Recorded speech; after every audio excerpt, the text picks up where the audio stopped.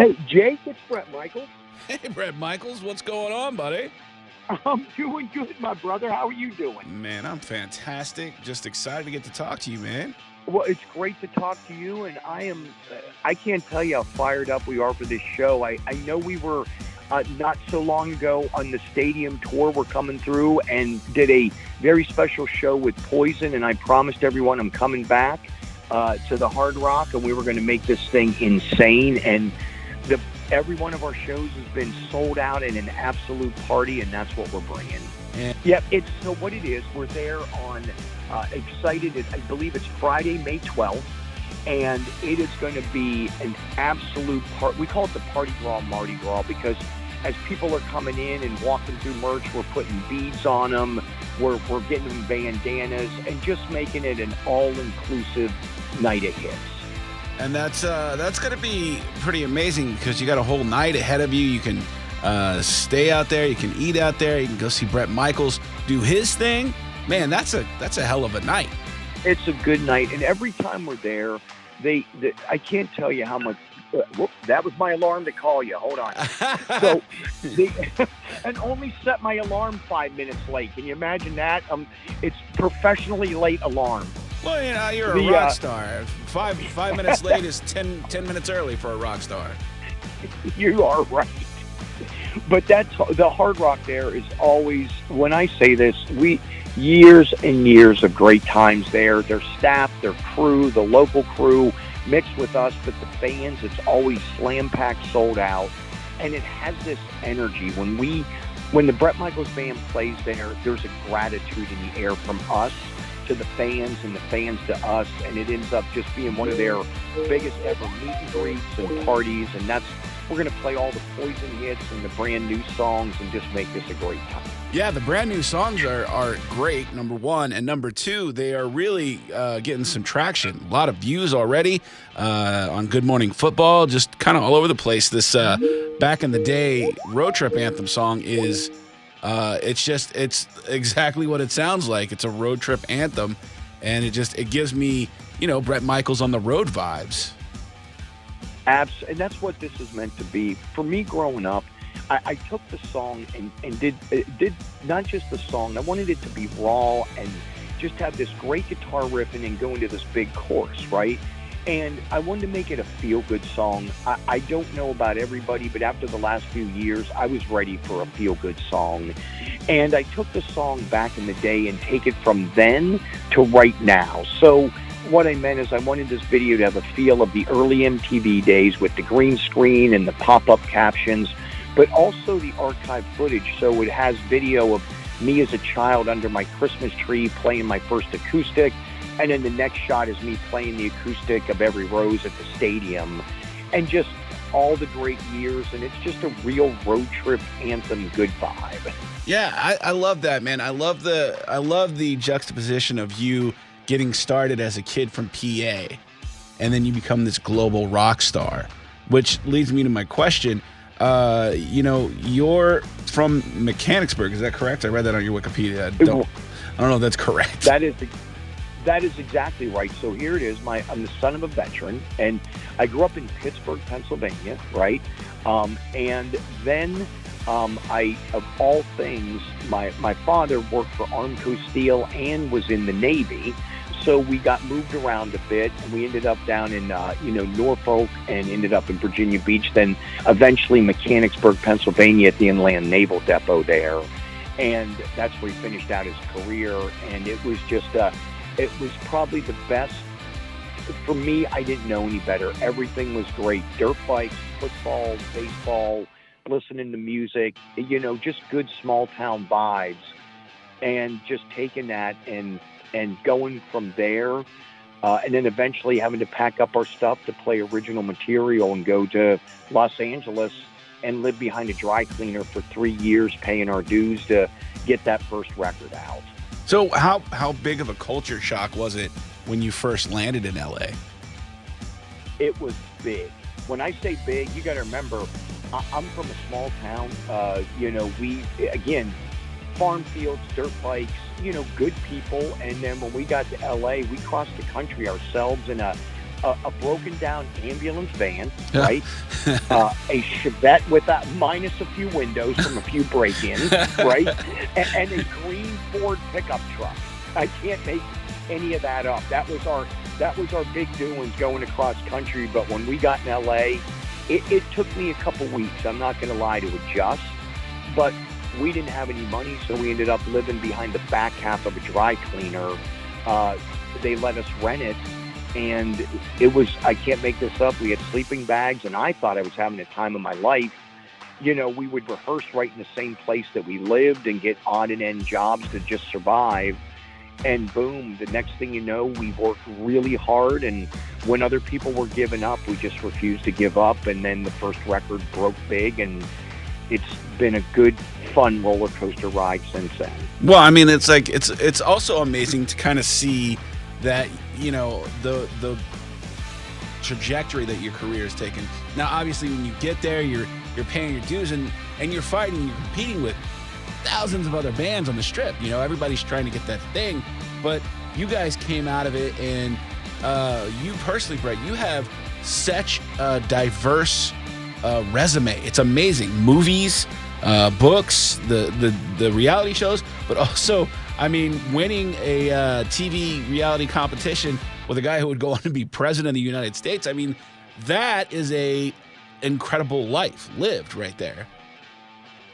Well, first of all, you just gave me chills, so thank you. You're welcome. For real, sincerely, thank you. That it's one of those things I said to everybody. I said, all of us, at whatever that dream is, I said, there's one formula that I know. For whatever that dream is to be, I said, you got to bet on yourself. If you start to rely too much around you, and you don't bet on yourself and find a way to have fun but get it done, that's when it slips away. And I think for all of Poison, and I'm giving full credit to CeCe and Bobby and Ricky, we went out there as friends with a no-quit attitude. My first book I remember reading as a kid when I wanted to play football and race dirt bikes. My dad gave me a book that said, winners never quit and quitters never win. That was his attitude. You know, he's like, look, just stay at it. And, you know, you don't know where you're going to end up, but you know you're moving forward. And when lots of talented bands in LA, but eventually you're going to starve sometimes. We just didn't quit when we were starving. We just kept rocking. And I think that's the reason when you come to see us play now, whether Poison or the Bret Michaels Band, when you hit that hard rock and you see that performance on stage, it's sincere, it's real, and you can feel my gratitude and excitement. You said that you guys play Poison hits with the Bret Michaels Band. Do you play Bret Michaels Band songs with Poison when you guys do shows? We do not. When we do Poison, it's strictly Poison. With the reason for this for me is I write music every day. Like, one time we ever get to hang out, I'm going to just take my phone and hit the playlist of ridiculous ideas I had. I'm like I start mouthing a beat, then I start playing a guitar along to it. Then I'm like, okay, I don't want to forget this riff, right? If I have a brain fart later, I want to remember it all. Sure, yeah. And then that's what back in the day was. I was like, you know, and then I started grinding the guitar riff into the phone, and then I sang along to it, then go into the studio. But no, the answer is with Poison, strictly just Poison, okay, with all respect to each other. And then with me, it's the Poison hits mixed in with all the Poison hits, and we mix it in with a couple of the solo songs and some great cover stuff we've done on my friends. It's called the Bret Michaels and Friends, and it's everyone from Aerosmith to Skinner to Jimmy Buffett, and we throw a few of those in the set. Who were those bands that lit you up as a kid that got you into this crazy life in the first place? All right, so I'm going to take you all the way to the very beginning. Great. You ready? Yeah. So it was the Partridge Family from my cereal box. I need people to look this up if they don't believe me. I cut out my first little 45, I guess it was, record from the back of a cereal box and played it on my sit and spin, whatever that was, or close and play, sit Right. and spin, whatever it was. Right. I'm not making one of this up. It was the Partridge Family. And then it jumped quickly up to Led Zeppelin, the Stones, the Beatles, Leonard Skinner. It was great. So, were your parents like with it? Were they like, okay, Brett, go get them? Or was it like a lot of They knew. trepidation? There's my alarm again. They knew from the get-go. My parents knew from the get-go that I was a free spirit. And being a young diabetic, I think, and I have two sisters, one a year younger and one a few years younger. And we just all kind of, my mom and dad, my dad was obviously very sports driven. So I'm kind of like that rock and jock. I love my sports. I love my music. And now I get to mix both into my career. And it's a great day. But they kind of were just like, he's going to do his own thing. And then I was really independent, right? Yeah. Treated people great. But I was an entrepreneur as a kid. I literally, when no one else wanted to cut the lawns around the neighborhood, I'd take the driving, let's call it mower, not tractor, but the mower, and I would pull the other small one behind it and entrepreneured myself a little extra money to buy my first guitar. Nice. Yeah, so I had a plan. Now, originally from Pittsburgh, were you Pittsburgh across the board, Steelers, Pirates, Penguins? Did you care about any of that? All of it. That's Yeah. all we did. I got to, I'm going to say this, I got to go to Three Rivers when Willie Stargell was playing, Roberto Clemente. I got to see the Steelers in their first prime, but the Penguins, and then, of course, Pitt Panthers, Oh, yeah, when they were, it's just all of it. And we lived for that. We enjoyed it. My parents liked to tailgate party. I thought it's probably where I learned to party the most, is having fun. Yeah. They literally opened up the trunk. I go, Dad, we're here like 9 hours before the game starts. And somehow there would be a bazillion people down there drinking and sharing food and cooking. And it's treating people good was an important part of the game. It was probably we partied more. And then we get to the game and then, yell and scream and push for a win. Yeah, that's the epitome of sports there. It brings people together and makes families close. I love it. I think that, like, when I think about you guys, one of my first favorite bands, you know what I mean? Like, I was probably 8 years old when Look What the Cat Drugged In came out, and I was hooked. You know what I mean? From that point on, I knew I was going to be a rocker my whole life, and I just wanted to thank you for that, man. It's unbelievable for me that I get to talk to you. The way you see your trajectory of starting under the tree to a stadium. I see myself talking into a little microphone, and now I'm actually speaking to the Bret Michaels. So, I mean, it's kind of one of those moments for me as well. Well, first of all, again, sincerely, thank you. And I want to say this, just like you're saying as we're talking now, and that is exactly, again, today, I'm as excited to do this and grateful to be speaking with you. And I hope that that's truly what comes across. When someone says, if you left a mark, I hope that it was I treated people great. They knew I meant well. It's sincere. Our music is still raw and real. The only way I go on stage is if we're playing real, raw music, and the band is musicians. And I think, when you were talking about that trajectory, it was for me, there's those defining moments in your life. And I hit those crossroads as I was growing up.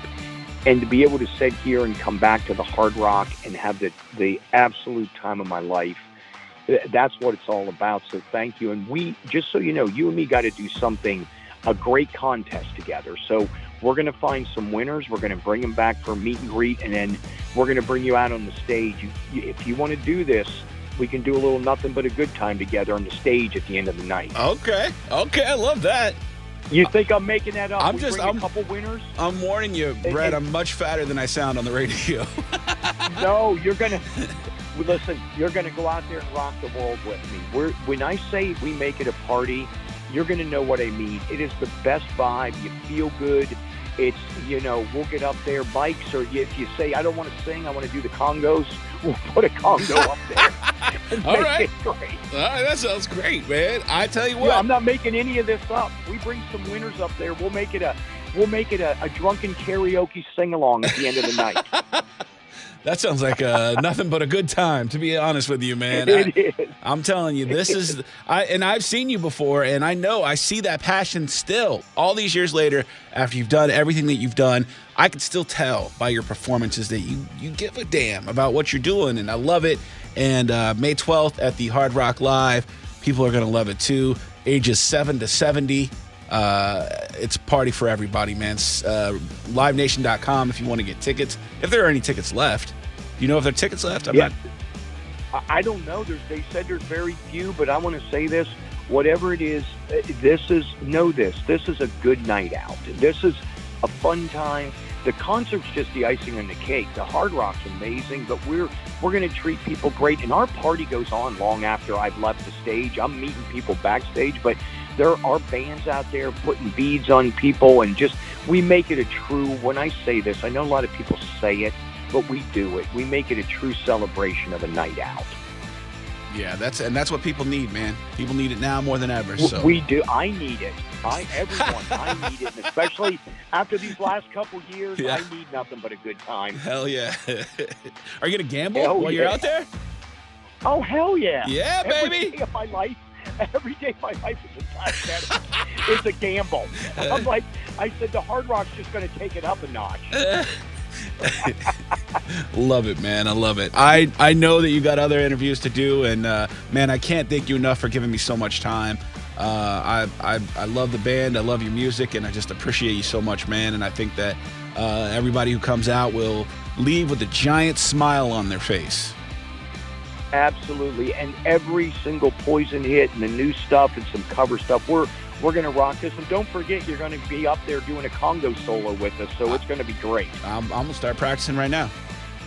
You got it. I'm not making that up. I'm not kidding you. The Congos, we carry them with us. They are going up. Nice.